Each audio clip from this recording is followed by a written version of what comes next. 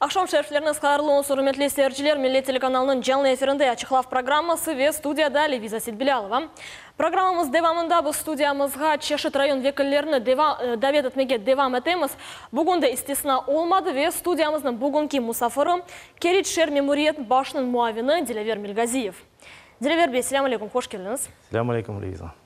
Дилевер, предлагаю разделить нашу беседу на два направления. И начнем, пожалуй, с того, что нельзя не сказать о том, что за последние 2 года Керчь стал, пожалуй, уникальным регионом Крыма, потому что именно в Керчи сегодня реализуется, пожалуй, самый масштабный проект.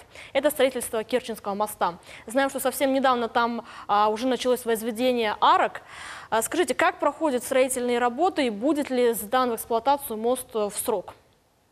Ну, вы на самом деле правильно говорите. Керчь на сегодняшний день – это уникальный город, это город, скажу, для Крыма, это ворота Крыма. Работы по строительству моста ведутся в круглосуточном режиме, не знаю, в 3-4 смены, видно постоянно, не останавливаясь, движется техника, работают люди. Вы правы, на самом деле, сегодня уже идут работы по возведению арок. Ну, по моему предположению, мост однозначно будет сдан в эксплуатацию в срок. Вот, а как я думаю, что он еще и будет сдан раньше срока. То есть раньше, чем 2018 год? Ну, в 2018 году, раньше, чем, как анонсируют, конец года будет. Я думаю, что сдача моста раньше времени. Дилевер бей, bizim studiyamızda daima canlı telefon çalışıyor. Ben şimdi seyircilerimiz için aytam, şimdi ekranlarında көрген telefon номері vasıtasıyla bugün mutlaka suallarınızı verebilirsiniz her zaman olğanı gibi. Bizim studiyamızda Dилевер Мильгазиев Керит Шер мемориетінің vekili ve rahatsızlanan meseleler, sizin suallarınız, teklifleriniz olsa mutlaka nevbetteki yarım saat devamında bizge telefon açıp suhbetimizin iştirakçısı olunuz. Дилевер бей, мы все понимаем, что с возведением Крымского моста, с началом его эксплуатации, небывалый туристический поток ожидает Керчь. А готов ли город сегодня к большому количеству туристов? Ну, город Керчь изначально не был, он всегда стремился стать, еще и получить статус туристического, рекреационного города. В этом направлении он работает. Сегодня развивается в городе событийный туризм. Большое усилие. Что это значит событийный туризм? Событийный туризм – это привлечение туристов не с целью проведения каких-то мероприятий. Ага. Это фестивали, там, праздники, какие-то проведения каких-то музыкальных конкурсов, ну и тому подобного. В общем, привлечение туристов в рамках каких-то определенных мероприятий. Угу. Вот. В этом направлении город Керчь работает. Что хочу еще сказать, что касающееся туристов, у нас на территории города располагается Крымский историко-культурный заповедник, вот, который тоже работает в направлении того, чтобы сделать привлекательный город Керчь, ну и в свою очередь и увеличить, как-то улучшить престиж не только города Керчь и Республики Крым в целом. Вот. Ну, к примеру, вот транспортная система города готова к большому потоку туристов. Не будет ли возникать какого-то коллапса, возможно? Ну, коллапса на сегодняшний день не возникает транспортного. Есть определенные сложности, но с ними город на сегодняшний день справляется. Вот. И перспективы развития транспортной сети тоже закладываются в общее развитие города. В прошлом году было приобретено в лизинг городом 40 автобусов НИФАС, которые переданы в наше муниципальное предприятие, которые вышли на маршрут. Это большие комфортабельные автобусы с низким, получается, входом в автобус, для того, чтобы было удобно и инвалидам, и пожилым людям перемещаться, передвигаться. Если говорить о сегодняшний день от транспорта, я хотел бы еще туда привязать, наверное, и нашу социальную группу населения, которых порядка 80 тысяч человек в городе, имеют право бесплатно перемещаться по территорию города, ну, внутригородские маршруты наши. Диля, ну знаете, есть такая общая проблема, конечно, это касается не только Керчи, но вот когда туристы приезжают в Крым, они очень часто жалуются на плохое качество мобильной связи. Вот в Керчи как обстоят с этим дела? Вот знаю, что недавно, между прочим, были жалобы относительно вашего региона. Были недавно жалобы, да, они в основном были связаны, наверное, с тем, что перебивала сеть оператора с Краснодара, перебивала сеть, которая находится у нас в городе Керчь. Но с этим власти уже не, это больше прерогатива не города, это не местных наши проблемы, это проблема больше, наверное, ну, компетенция больше республики, и она на сегодняшний день решается, эта проблема. Сейчас, вот в данный момент, связь в городе налажена. Сейчас можно спокойно позвонить, дозвониться. Ну, проблем, по крайней мере, ну, я лично сам особых там проблем не ощущаю. И 3G интернет работает, и мобильная связь работает. По крайней мере, сейчас без перебоев. Были сложности. Диля Вербиева, вот вы сказали про событийный туризм, сказали, что в Керчи проводится очень много интересных мероприятий. Вот, расскажите подробнее, чем вот Керчь может заинтересовать? Ну, у нас город Керчь, это, во-первых, город с большим таким серьезным военно-патриотическим духом. Вот. На сегодняшний день для военно-патриотического воспитания молодежи уделяется особое внимание. Вот. Недавно глава администрации ездил на материк, в столицу, в Москву, и приехал с такой идеей о создании такой большой, комплексной, такой общей программы военно-патриотического воспитания молодежи. Вот. С этой целью вот мы запланировали собрать наши все общественные организации, все наши структурные подразделения, которые работают в вопросе военно-патриотического воспитания, вот, и создать, написать такую общую программу, в которую войдут все мероприятия, которые проводятся в городе. Одно из таких вот мероприятий, о котором знает весь Крым, а сегодняшний день, наверное, и с материка очень много людей, это наше факельное шествие, да, которое проходит в преддверии 9 мая, 8 мая, когда собирается вся молодежь, ученическая молодежь, поджигаются факела и поднимаются все на гору Митридат. Вот, на горе Митридат проходит театрализованное шоу, вот, и все вот, после этого возвращаются уже по домам. Урметли сержлер мен да бір кере айтмақ істередім ки біздің студиямызда бүгін жаңлы телефон чалыша ве бұтын ратсызлаған сөйлеріңізді сіз де бере білесіңіз. Экранларда көрген телефон номері вастасы или мұтлаға бұйырыңыз, біз сізні беклейміз.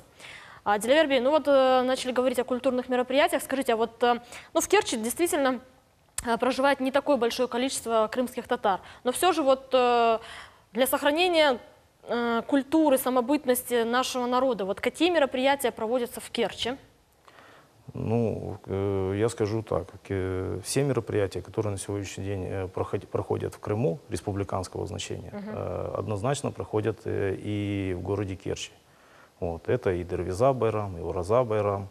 Мы их на должном уровне пытаемся провести, приглашаем людей со всеми вытекающими из этого. Это и куреш, и танцы наши, и приготовление плова с угощением. Все мероприятия проводим. Проводятся они с большим размахом, широко, на набережной, центральной набережной городской, с музыкой, со всеми танцами. Я же говорю, обязательно представлены наши городские национально-культурные коллективы, вот, где наши детки могут представить то, что вот они учат, да, вот, месяцами, годами. Диля Вербиева, у нас уже есть первый телефонный звонок, давайте послушаем. Алло, ассаляму алейкум. Здравствуйте, я Загоруйская Лидия Михайловна. Выросла и родилась в городе Керчи. Будучи комсомолкой, я еще только после окончания школы участвовала в закладке парка Комсомольский. И теперь, когда уже мне 77 лет, я смотрю, что в нашем парке отводят земельные участки под строительством частников. И когда мы обращаемся в наш исполком, нам говорят, что это жилая зона. Как может быть жилая зона парки, которые закладывали еще 70-60 лет назад. Вот скажите, пожалуйста, как решается этот вопрос? Потому что у нас все жители, особенно нашими микрорайонами, стоят на ушах по этому вопросу. Спасибо большое. Спасибо большое, Лидия Михайловна, за вопрос. На самом деле это на сегодняшний день актуальный вопрос, широко обсуждается общественностью города. Город не стоит в стороне, занимается этим вопросом. Вопрос и проблема того, что мы сегодняшний день унаследовали генеральный план застройки города. Согласно этого генерального плана, часть территории, о которой сейчас говорится, не попадает как зона парка. Вот. Но однозначно, я так как для себя понимаю, обсуждение и ваше мнение, мнение кирчан будет услышано.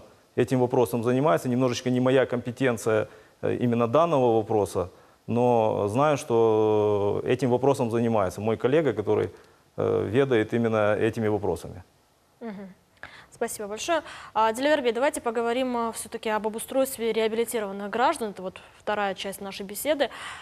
Скажите, вот знаем, что определенная часть наших соотечественников проживает вот такое место компактного проживания крымских татар, да, Джаныкой у вас есть в Керчи. Какова численность крымских татар вот в городе Керчи? Но если говорить о самом городе Керчи и о численности, то здесь сложно сказать. Я объясню почему. По переписи, которая проходила, порядка 2500 человек. Но по факту крымских татар, которые себя считают керчанами, их в разы больше. Объясню почему. Вокруг города Керчи, прилегающей к Прикерченской зоне, есть территории Ленинского района.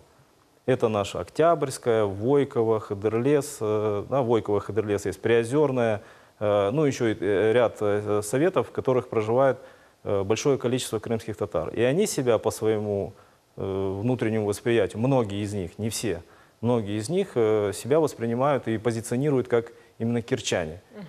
Они ходят в школы, в садики, на работу в городе Керчь. Они идут в больницу в городе Керчь. Получается, основной быт, который их окружает, это наш город Керчь.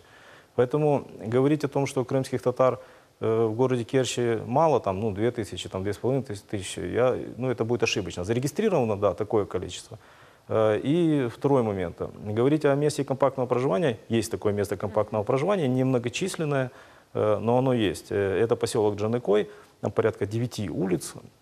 На сегодняшний день ведется работа, мы разработали программу местную, муниципальную, для того, чтобы как-то улучшить жизнь и быт людей, которые там проживают. Это такие же проблемы, как практически у всех. Да? Это дороги, да, освещение, вода, канализация, и другие бытовые вопросы.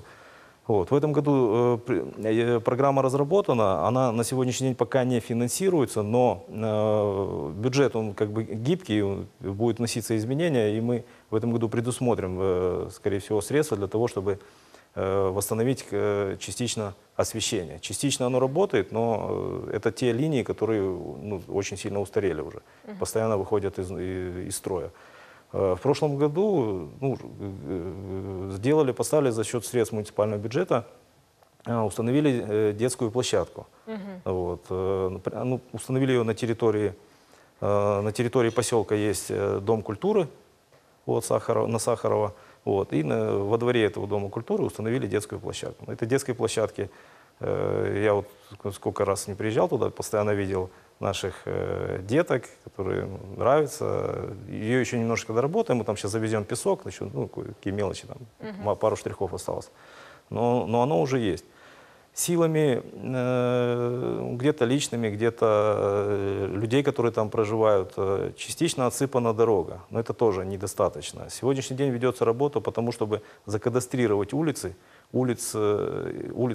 эти дороги наши местные, они не стоят у нас на учете. И поэтому мы говорить о том, что можно в них вкладывать сейчас какие-то деньги муниципальные, мы не можем. Мы сейчас должны их поставить на учет и потом уже как-то обслуживать и ремонтировать их. Там, капитальный ремонт или текущий, любые работы, которые производить мы можем только после того, как эти дороги будут в нашей собственности.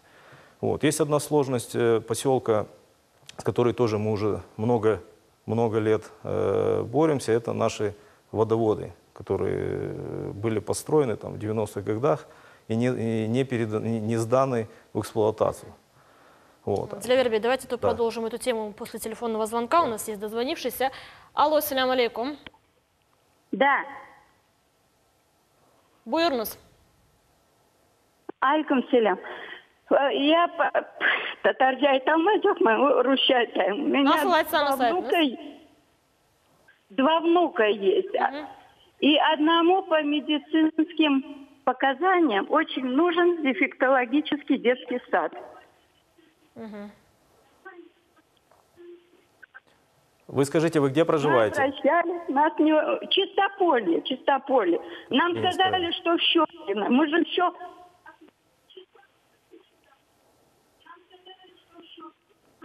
Не сможем ни доехать, ни привезти, ни отвезти ребенка. Мы просим помочь вот этому вопросе. Вы знаете, Чистополье тоже немножко в сферу деятельности города Керчи не входит. Это больше Ленинский район. Если можете, конечно, дать какую-то консультацию. Да, я сейчас не смогу дать консультацию по Ленинскому району. Я не знаю, как обстоит ситуация там. Возможно или нет открыть лингвистическую группу в Чистополье. Я просто-напросто по одной причине, что это не входит в компетенцию города Керчи. Только по этой причине. Наверняка но я посоветую обратиться все равно не в сельский совет, обратиться в администрацию Ленинского района. Я думаю, что они смогут что-то придумать в этом вопросе. Чистополье большое село, в котором проживает очень много людей.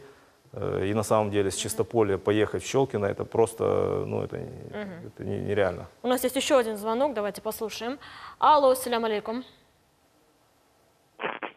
Алло. Алло. Алло, салям алейкум. Алейкум салям. Алло, салям алейкум. Алейкум салям. Алло. Алло. Алло. Biz sizni eshitamiz, buyurunuz.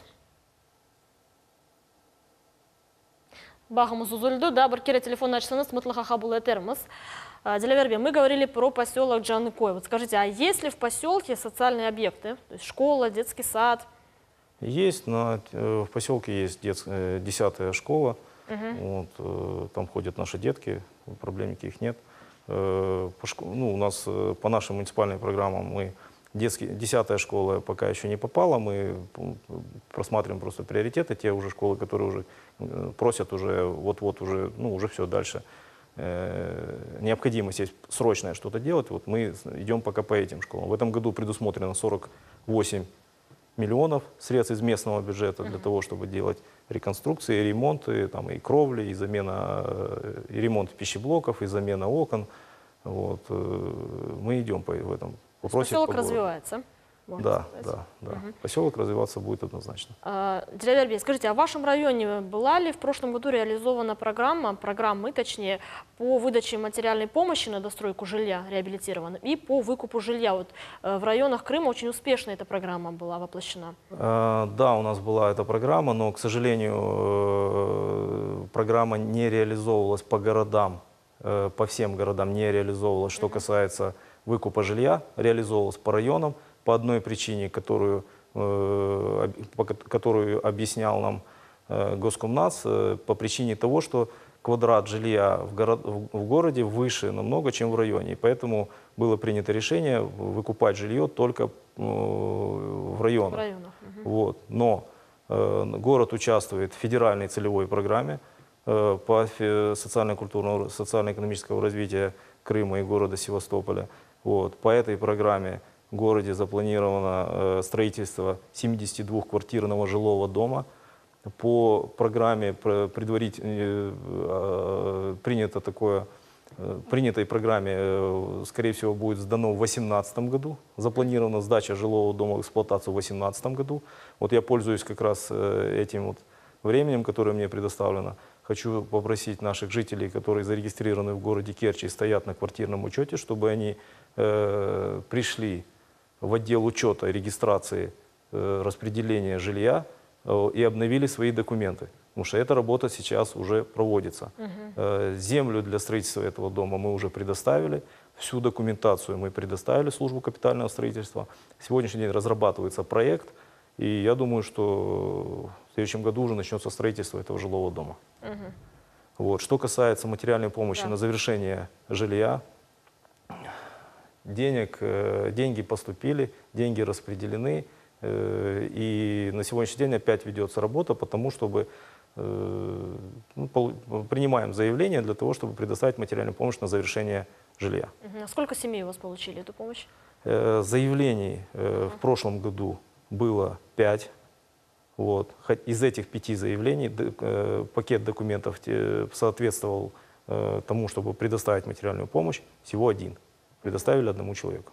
То есть остальные, что у них было с документами? У остальных основная проблема в том, что у людей, люди подают документы не на вновь построенный дом, а те дома, которые проводили реконструкцию, свои дома. Они купили, приехали, были вынуждены купить старые дома, потому что средств не было. Я их тоже вот в этом вопросе очень сильно помогаю. Купили старые, понимаю, купили дома, сделали, вот пока в маленьком жили, во дворе построили другой дом. Ну, вот по порядку это уже не попадает под то, чтобы материальную помощь выделять на завершение строительства. К сожалению, отказывали комиссией. Диляверби, ну и еще вопрос уже традиционный стал к представителям администрации. Справки о реабилитации. Сколько человек уже получили, сколько еще ожидают? Порядка 1000 человек подали заявление для получения справок о реабилитации. Получили где-то 120 с копейками было, где-то порядка 150 человек. Вот. Мониторил ситуацию вот буквально недели, наверное, 2 назад. На 2 недели назад было 121-126, где-то такое количество. Диляверби, ну вы наверняка вот проводите регулярно приемы граждан. Вот скажите, сегодня чем живут керчане, с какими проблемами в основном обращаются? Сегодня проблема у керчан, ну это в принципе говорить о том, что конкретно город Керчь выделить, проблема, наверное, у всех одна. Да? Это работа, это, вот как сегодня сказали, детские сады, нехватка мест в детских садах. Вот.